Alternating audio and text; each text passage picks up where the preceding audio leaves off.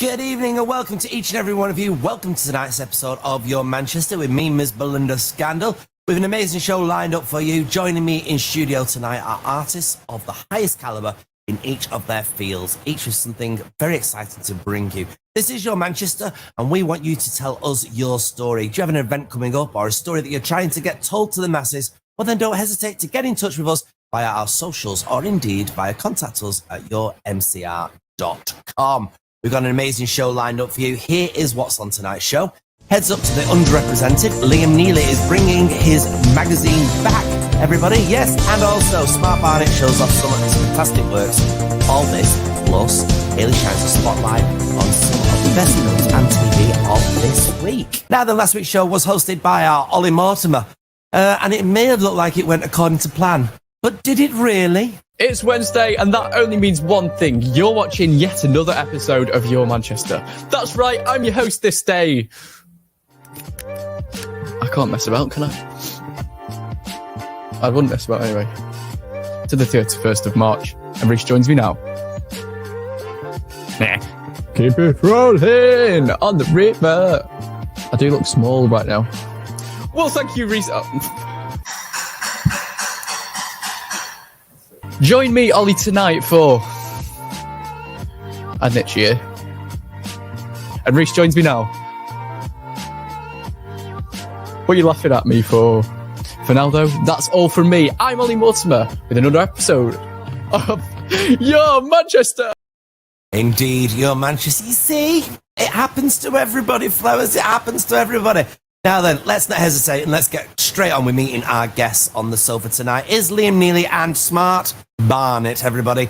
Now, Liam Heeley is following on for his first edition of his magazine. That was called the Manny edition, and he's continuing to shine a spotlight on people who he believes are underrepresented within Manchester. He's bringing some colour to the North, Flowers. Yes, he's taken 15 drag queens and given them the opportunity to express themselves as part of a collective which will be known as the Queen's Project, and it's going to be launching very, very soon over at the Afflex Palace. Welcome, Liam. Today, talking all about art and photography and the way you guys come about composing these beautiful images that are on demonstration for everybody here in Manchester. It's very, very exciting. First of all, let's have a look at this gorgeous, beautiful book. Now, this is your first incarnation of what you did. This came out last year, did it? Came out July 1st. And what was in this then? This is the Manet edition. These are 30 of the most renowned creatives in Manchester, I would say. There's a lot of like producers, designers, music artists, shop owners, like publication writers and stuff as well. So you've got anyone you can kind of think of who are very like active in Manchester and being creative. And in this day of social media, why did you decide to do it in print form rather than just, perhaps putting it on? I think the thing is now it's easy for photographers to kind of just shoot for Instagram, and I feel like with the amount of effort I put into these projects, I don't want it just to be like a forgotten Instagram post. So that's why I kind of do the event with it and give that real life aspect to it as well, which is that added kind of work. But absolutely. And this time round, you're bringing to us for your new exhibition, you're bringing some amount of drag queens, I do believe. 15 drag queens from the north. 15 drag queens. How on earth do you take Manchester's wide scene of drag queens and pick just 15? Well, I think it's always a process. So you always put together an ideal list and then you kind of shoot your shot for the highest. And then some of them don't reply. Some people say some people just don't want to do it in general, whether that's kind of like confidence, which you can understand, but that's the main thing about this project, kind of bringing people's confidence out. But you kind of work your way through a list, then you have to eliminate people and message more people, and because you do say in your press release that this is about the unrepresented. What do you mean by that? I think in Manchester, it's very easy to. I think people see Queens just for like working. They work shifts, like long shifts, and they're always in colour. Any time of the year, they're always putting a smile on people's face. And I just personally don't think there's been much to, group a lot of people together in a creative way and throw something that's great for celebration. Like, and especially somewhere like Athletes, it's like a perfect venue to be able to do it. So, yeah, because you mentioned Athletes, we should say this is where you're going to be exhibiting your work, as well as the magazine. Tell us through where everything's going to be and where we can find things. So on the 1st of February, there's going to be a launch event at Athletes Palace, and there's going to be 4 queens performing. There's going to be all 45 images from the magazine, and then on Friday the 3rd of Feb, there's going to be an heads event at Feel Good Club, where we're going to collaborate with Overdrawn, where people can basically get creative on the tables. We're going to have little easels and paint. We've got Chastity Stone and Taylor Sparks doing a live Get Ready with me as well. So people can talk and draw the queens as they get ready and answer any questions with all 45 images again. Wow. And then on the 6th of February, all 45 images will be in Athletes on the Tib Street stairs entrance for 30 days. And this is self-funded, isn't it? It is. That project was self-funded. This one's self-funded. But to be honest, it goes so much further than like the money for me. Just putting a smile on people's faces, and having the opportunity to have a platform where I can just output my creativity. Well, you say that, and we bring in Now Smart on this because we're looking at your images on our screen all throughout today. And where do these images come from? What are these images, and what's your inspiration behind them? When I first started making these images and embroideries, it was very much using images from, I guess, pornography, especially gay pornography, and kind of transforming those kind of quite stereotypical images. But as my practice is developing, I'm kind of going into my own fantasies and trauma, and so the images are becoming more surreal, more dreamy. So you say trauma, what do you mean by that then? Well, I guess things like as long ago as just being bullied at school and growing up a queer guy in a small northern town in the 80s, sexual abuse as a child, also being raped as an adult, things like that, and just anger that I got in me, that a lot of us in the queer community have. So as I'm getting braver, I'm exploring those things, but it's quite tough.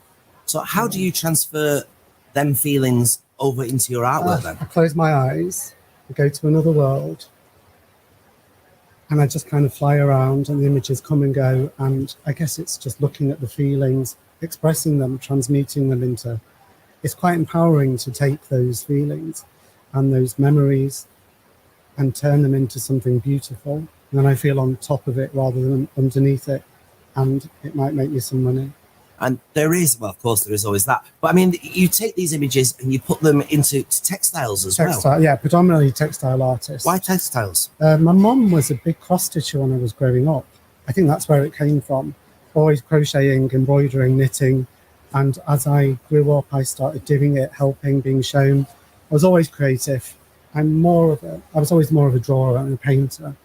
But when I went to uni, I decided to specialise in textiles. I did a degree in embroidery, which was 3 years of stitching, so it was pretty full on. So you chose textiles. Why did you choose photography? Well, I was in college and I was doing graphic design, so I was always doing something creative. And then it actually started back when I was 17. I saw people like making money from being like a blogger. So like when the whole like fashion influencer thing was just starting.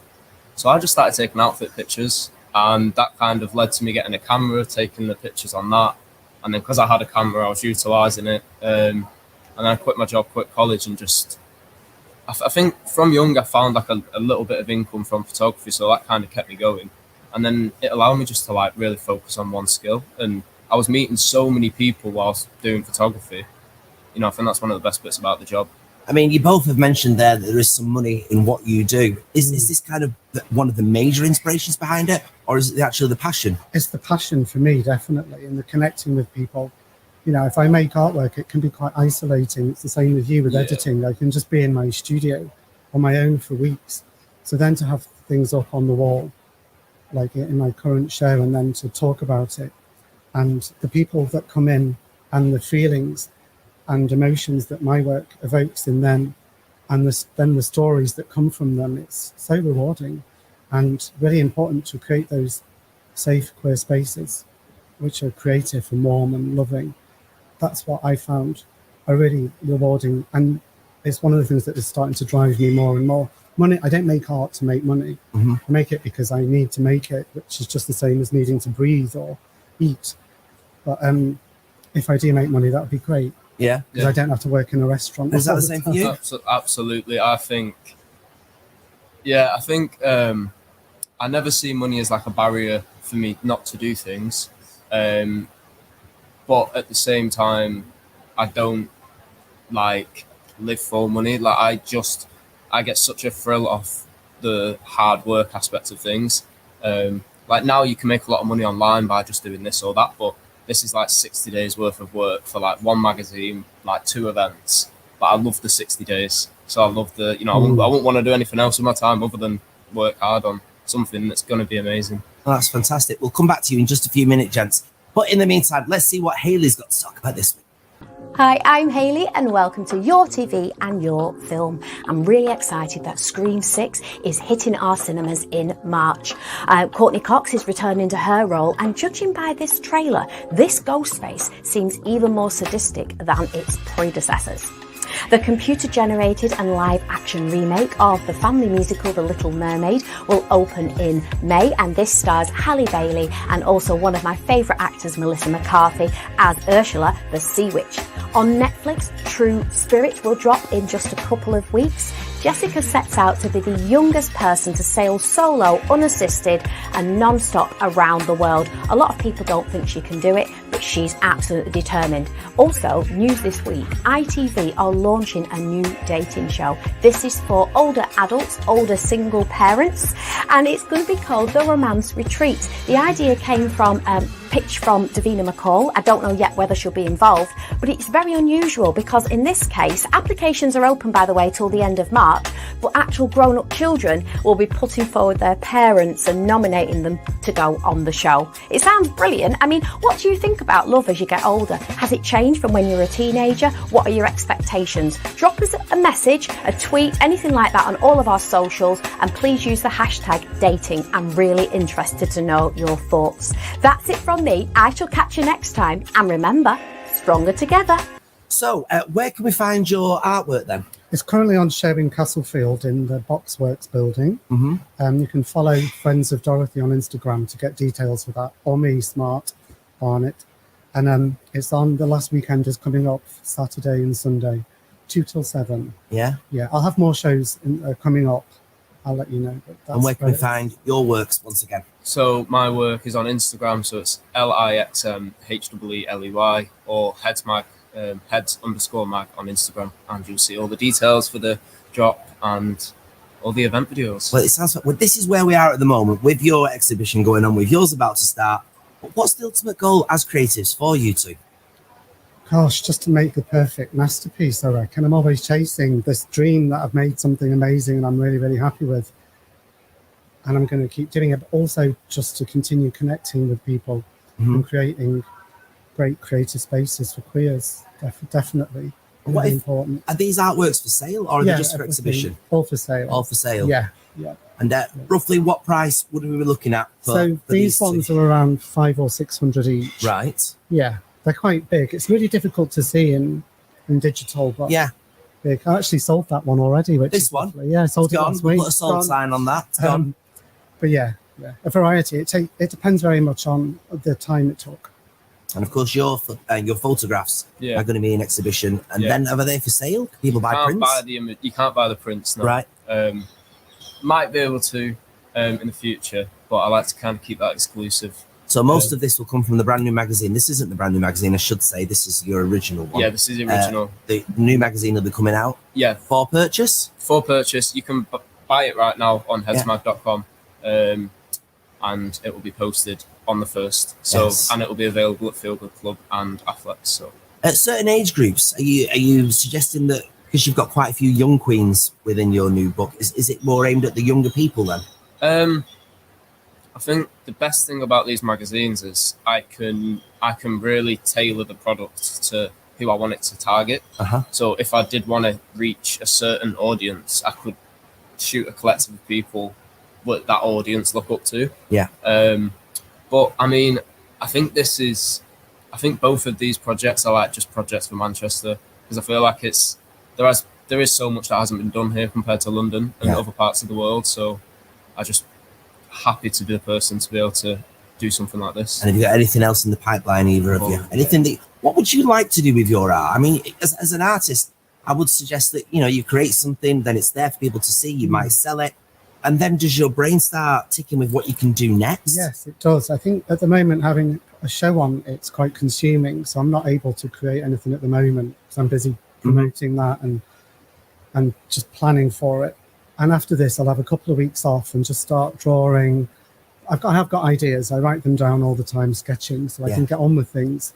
But what's next? I've got a couple of shows coming up in London, but I want to do more in Manchester.